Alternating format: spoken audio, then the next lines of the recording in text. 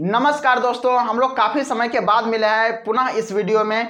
आज के हम लोग इस सेशन में चर्चा करने वाले हैं कि भारत यूएनएससी में क्या ऐसा मुद्दा उठाए जैसे पूरा दुनिया में खलबली मची हुई है और भारत को अब वीटो पावर बहुत ही करीब आ गया है, जिससे क्या होगा कि भारत को अब यह अधिकार मिल जाएगा। हालांकि आप लोगों को पता ही होगा कि दुनिया में सिर्फ अभी फिलहाल 5-6 देशों के पास वीटो पावर मौजूद है। जी हाँ सर, ये हम लोग के पास पता है, जिसमें से एशिया में सिर्फ चीन है और यूरोप में 3 देश है। उन तीनों देशों में से कौन कौन सा है? ब्रिटेन है, फ्रांस है और रसिया है। जो रसिया हम लोगों को काफी समय तक क्या होता है, मदद करते आता है, बचाते आता है अपना वीटो पावर का इस्तेमाल कर करके। वहीं एक अमेरिका को भी प्राप्त है, जो दुनिया का सबसे शक्तिशाली राष्ट्र में जिनको गिना जाता है। हालांकि आज के हम लोग इस सेशन में चर्चा करने वाले हैं कि जयशंकर हमारे देश को अंतर्राष्ट्रीय इंटरनेशनल मंच पर किस प्रकार से रिप्रेजेंट कर रहे हैं फिलहाल, और वो किस प्रकार से दर्शा रहे भारत एक वीटो पावर का प्रबल दावेदार है। प्रबल दावेदार होते हुए भी भारत को वीटो पावर क्यों नहीं दिया जा रहा है, आज के हम लोग इस सेशन में इसके बारे में चर्चा करने वाले हैं। हालांकि इस मुद्दे पर हम कई बार वीडियो बना चुके हैं और क्या हो रहा है कि जब भी इस मुद्दे पर नया अपडेट आता है तो भी हम क्या करते हैं, इसको अपडेट कराते हैं हम आप लोग को। हालांकि यूएनएससी में भारत का अस्थायी सदस्यता को लेकर हर बार बैठक होती है। नॉन परमानेंट मेंबर में भारत तो है, लेकिन परमानेंट मेंबर में भारत नहीं है, जिसके वजह से क्या होता है, भारत को काफी ज्यादा समस्या देखने को मिलती है। भारत को वीटो पावर दिए जाने का अधिकतर देश सपोर्ट तो करते हैं, लेकिन वहीं से कुछ ऐसे भी देश है।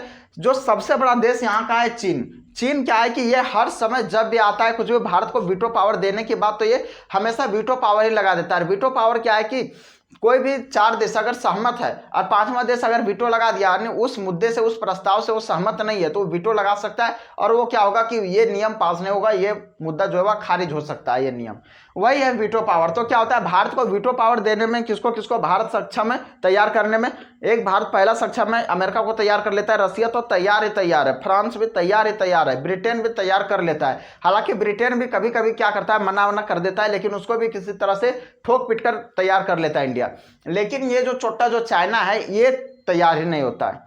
इसको जब तैयार करने की बारी आती है तो ये क्या बोल देता है, दिस दैट लेके फलाना चिलाना मुद्दे पर ये चिल्लाने लगता है। और भारत को वीटो देने की जब बात होती है तो चाइना अपने तरफ से वीटो लगा देता है। ये हम लोगों के लिए एक बहुत बड़ी समस्या बन गई। चलिए, हाल ही के बैठक में एस जयशंकर ने इंटरनेशनल मंच पर भारत को रिप्रेजेंट किया, कहा कि हम एक प्रबल दावेदार है। तो इन्होंने सारे लोग ने मिलकर इससे बैठक किया। ठीक है, एस जयशंकर है, उनको हम लोग बोल सकते हैं कि अभी भारत के लिए वो बहुत ही बेहतरीन ढंग से काम कर रहे हैं। भारत के तो 2 ही ऐसे नेता है, 2-4 ही, जो बहुत ही बेहतरीन ढंग से काम करते हैं। पहला बात एस जयशंकर, दूसरा जो नेता है वो है कौन, नितिन गडकरी जी। किसी मीडिया वाला का औकात नहीं है, उसके अंदर इतनी हिम्मत नहीं, उनका सवाल जो है नितिन गडकरी जी से हो जाए।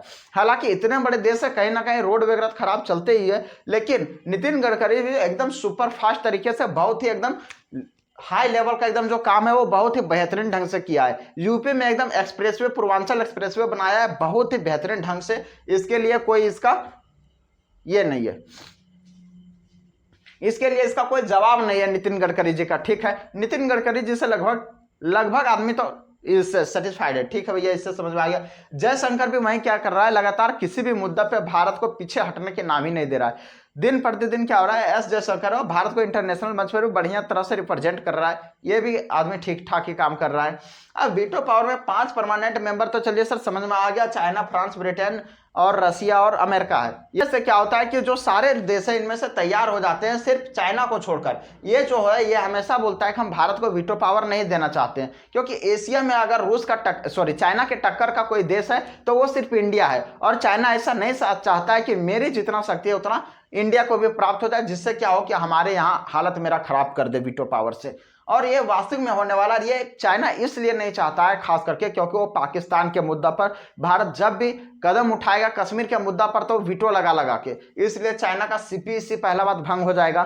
जो चाइना पाकिस्तान इकोनॉमिक कॉरिडोर बना रहा है वह खत्म हो जाएगा। इसीलिए क्या हो रहा है, चाइना मेनली जो मुद्दा है वो वीटो पावर भारत के देने का पक्ष में नहीं रहता है। दूसरा रूस है, वो भारत चीन पर क्या करता है कि ये लगभग बैलेंस जिस प्रकार से हम लोग करते हैं।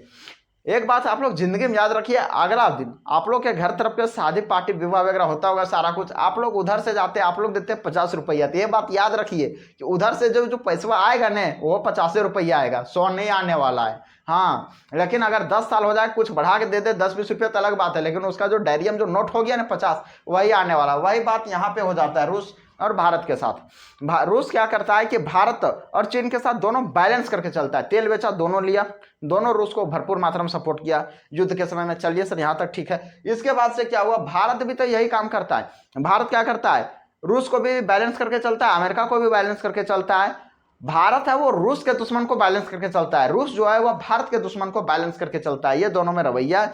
हालांकि रूस ने जब भी हम लोगों को जरूरत पड़ा है तब हम लोगों को काफी सहयोग किया है, एक्सेप्ट चीन के मुद्दे पर रूस हम लोगों की तरफ से भरपूर मात्रा में सपोर्ट नहीं कर पाता। इसके पीछे भी रीजन है, रूस के भी हालांकि अपने आर्थिक स्थिति अभी बहुत बढ़िया नहीं चल रही है, जिसकी वजह से अभी क्या हो कि रूस अभी प्रबल रूप से भारत को सपोर्ट कर सके एकदम मजबूती रूप से।